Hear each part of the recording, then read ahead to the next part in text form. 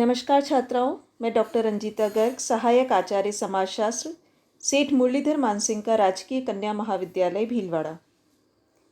BA part 1 के द्वितीय प्रश्न पत्र में आज हम वर्ण व्यवस्था के बारे में चर्चा करेंगे। आपका द्वितीय प्रश्न पत्र भारतीय समाज और भारतीय समाज की विशेषताओं पर आधारित है। उसी में यूनिट 1 का पहला टॉपिक है वर्ण व्यवस्था। वर्ण और आश्रम व्यवस्था ये हम मानते हैं कि भारतीय सामाजिक संगठन के आधारभूत शास्त्रीय लक्षण हैं। आपने इनके बारे में पहले भी थोड़ा बहुत पढ़ा हुआ है। यहाँ हम थोड़ा सा विस्तृत रूप में इसकी चर्चा करेंगे। ये माना जाता है कि वर्ण और आश्रम व्यवस्था जो है उनका जो मुख्य उद्देश्य है वो समाज को संगठित करके एक व्यक्ति को अंतिम लक्ष्य की प्राप्ति के लिए आगे बढ़ाना है या प्रोत्साहित करना है।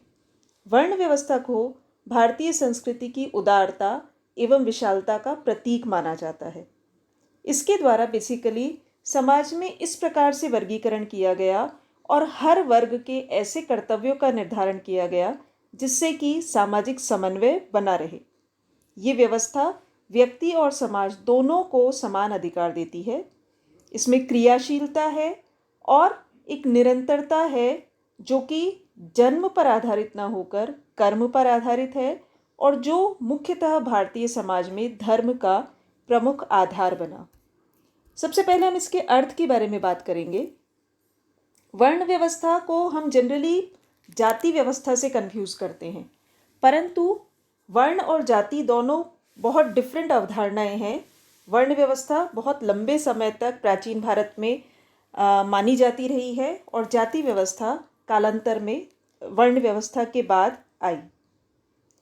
वर्ण व्यवस्था जो शब्द है, वर्ण जो शब्द है वो संस्कृत की व्री धातु से बना है, जिसके 3 अर्थ माने जाते हैं। पहला है व्री धातु का अर्थ रंगना या चित्रण करना, दूसरा रंग या त्वचा का रंग और तीसरा व्यवसाय का वर्ण या चयन। तो ये तीनों अर्थ जो हैं ये कुल मिलाकर वर्ण व्यवस्था से का जो कॉन्सेप्ट है वो इन तीनों अर्थों से कहीं ना कहीं जुड़ा हुआ है। एक विद्वान है G.S. घुरिये। उन्होंने कहा है कि आर्यों और दासों का जो गोरा और काला रंग था उसके संदर्भ में वर्ण व्यवस्था का प्रयोग हुआ है, वर्ण शब्द का प्रयोग हुआ है। घुरिये कहते हैं संभवतः यह शब्द आर्यों व दासों के लिए गोरे व काले रंग के लिए प्रयुक्त हुआ। आर्य जो थे वो गोरे थे और दास जो है वो काले रंग के थे, और शायद रंग भेद की भावना इतनी दृढ़ रही कि रंग भेद के आधार पर ही समाज में वर्ण बना दिए गए। J.H. हट्टन एक विद्वान है, वो कहते हैं वर्ण व्यवस्था प्रजाति से संबंधित है तथा वर्ण व्यवस्था में ब्राह्मण के साथ सफ़ेद, क्षत्रिय के साथ लाल, वैश्य के साथ पीला और शूद्र के साथ काला रंग संबंधित है। आप लोगों को पता होगा, मैं फिर से दोहरा रही हूँ कि वर्ण व्यवस्था में भारतीय समाज में जो लोग हैं उन्हें 4 भागों में बांटा गया था, ब्राह्मण, क्षत्रिय, वैश्य और शूद्र। तो J.H. हट्टन कहते हैं कि अलग अलग रंगों से उन 4 वर्णों को जोड़ा गया। विज्ञान की दृष्टि से ये माना जाता है, वैदिक विज्ञान की अगर हम बात करते हैं, भारतीय प्राचीन साहित्य की जब हम बात करते हैं तो प्रकृति में 3 गुण का उन्होंने उल्लेख किया है, सतगुण, रजोगुण और तमोगुण। सतगुण जो होते हैं वो ज्योति, प्रकाश और ज्ञान के द्योतक होते हैं। रजस गुण शक्ति एवं ऐश्वर्य का द्योतक है और तमस गुण जो है वो अंधकार का द्योतक है। तो ये माना जाता था कि शुद्ध सत्व प्रधान जो गुण है वो ब्राह्मणों में देखा जा सकता है।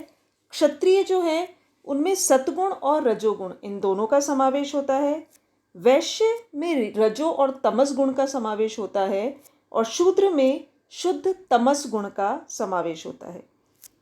अतः मनुष्य अपनी वृत्ति के अनुसार, यानी जिस प्रकार का उसका नेचर है, जिस प्रकार की उसकी प्रवृत्ति है, उसके अनुसार मानसिक और व्यावहारिक विशेषताओं के आधार पर अलग अलग वर्णों में विभक्त हुए।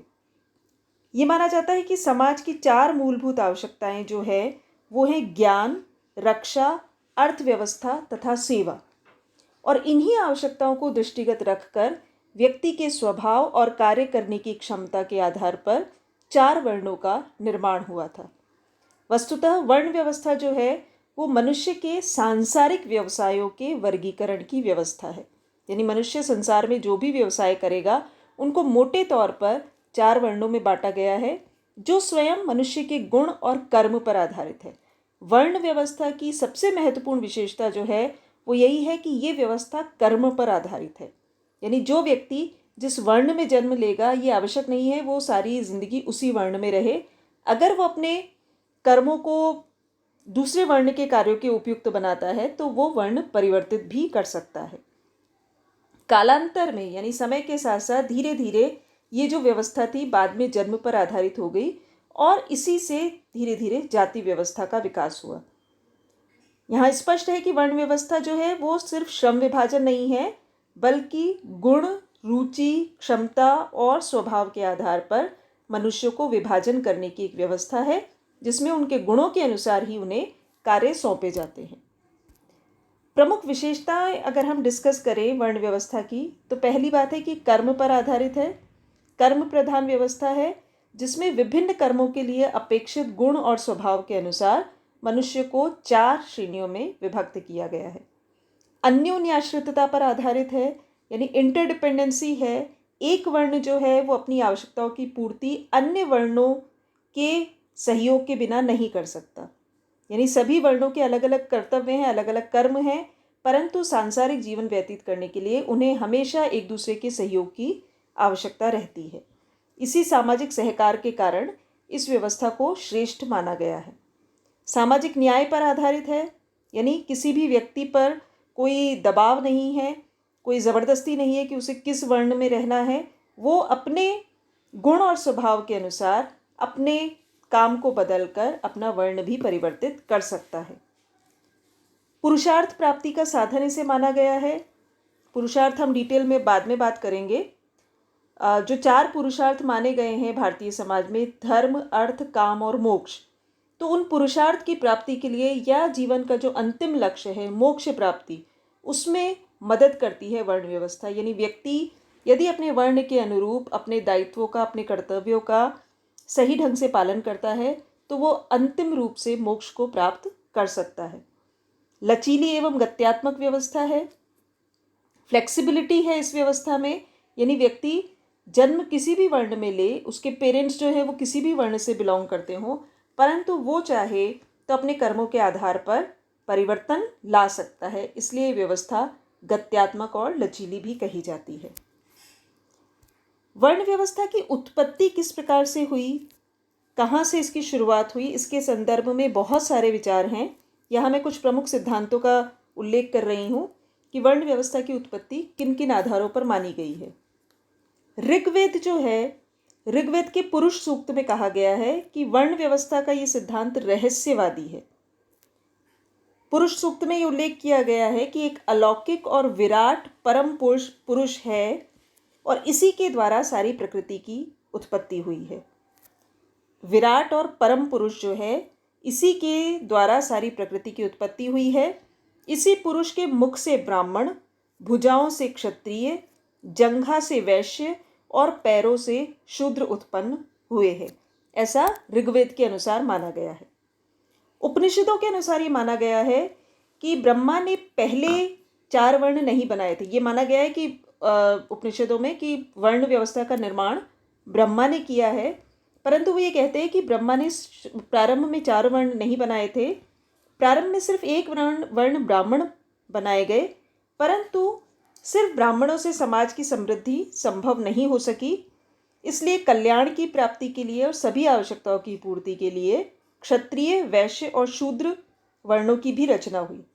इस सिद्धांत में ये भी स्वीकार किया गया है कि वर्ण की उत्पत्ति एक ही समय में नहीं हुई है, बल्कि सामाजिक आवश्यकताओं और परिस्थितियों का परिणाम रही है और वर्णों में कर्म का और विशेष प्रकार की सेवाओं का अपना अलग अलग महत्व रहा है।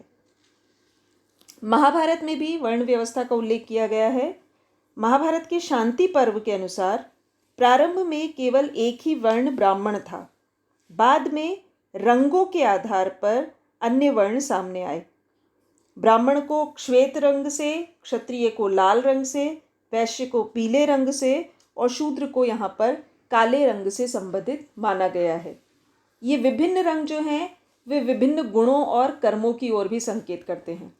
ब्राह्मण का जो श्वेत रंग है वो पवित्रता का प्रतीक है। क्षत्रिय का लाल रंग शौर्य और राजसी गुण का प्रतीक है। वैश्यों का पीला रंग जो है वो रजोगुण का और तमोगुण का मिश्रण है। और शूद्रों का काला रंग अपवित्रता या तमोगुण का सूचक माना गया है।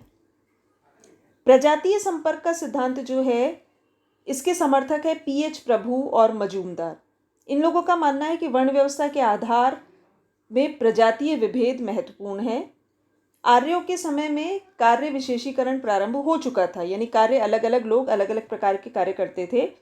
वेदों में भी आर्य और अनार्य जो शब्द प्रयुक्त हुए हैं उनसे ही वर्णों का उदय हुआ है, यानी कार्य विशेषीकरण से और आर्यों के अनार्यों से संपर्क के कारण वर्ण व्यवस्था पैदा हुई। मजूमदार वो भी ये मानते हैं कि सांस्कृतिक संघर्ष और प्रजातीय संपर्क के कारण वर्ण व्यवस्था का उदय हुआ। वर्ण व्यवस्था का जो सामाजिक सिद्धांत है उसका ये मानना है कि वर्ण व्यवस्था की उत्पत्ति सामाजिक आवश्यकताओं के कारण हुई। इस व्यवस्था में चारों वर्णों को ऐसे कर्तव्यों से जोड़ा गया है जिससे परस्पर सहयोग आवश्यक हो गया और समाज की संरचना जो है वो सुचारू रूप से चलती रहे, इसके लिए वर्ण व्यवस्था स्थापित की गई। तो कुल मिलाकर ये कुछ प्रमुख सिद्धांत हैं। अब हम बात करेंगे विभिन्न वर्णों के कर्तव्यों की। विभिन्न वर्ण जो 4 वर्ण हैं ब्राह्मण, क्षत्रिय, वैश्य और शूद्र, इन चारों के क्या दायित्व या क्या कर्तव्य माने गए हैं उसकी हम बात करते हैं। ब्राह्मण वर्ण को सर्वश्रेष्ठ माना गया है। उसका महत्वपूर्ण कर्तव्य जो है वो है इंद्रियों पर संयम करना, यानी अपनी इच्छाओं पर, अपनी इंद्रियों पर वश में रखना उन्हें और उन पर संयम स्थापित करना, ये बहुत महत्वपूर्ण है। यज्ञ करना, वेदों का अध्ययन करना और दान करना, ये 3 उनके आचरणीय कर्म माने गए हैं।